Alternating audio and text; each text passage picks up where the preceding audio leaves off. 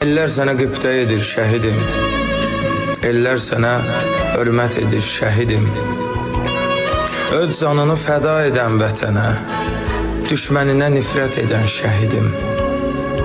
Torpağının hər quruca daşını təmiz bilən şəhidim. Bu ölkənin bütün vətəndaşını əziz bilən şəhidim. Ata-anasını, bacı qardaşını gözünü yollarda qoyan şəhidim. Tarix yazan şəhidlərin adını bir şeirdə mən yazanda utandım. O igidlər gedib şəhid oldular. Mən sağ qaldım, sağ qalmağa utandım. Mən bir ömür yazsam belə şeirlər, yenə keçməz qalxdıqları zirvəni. Bir şəhidin bəxtin yazıb ağladım. Bəs analar necə çəkdi bu dərdi? Allah bütün şəhidlərimizə rəhmət eləsin. Qarşılarında baş əyirik.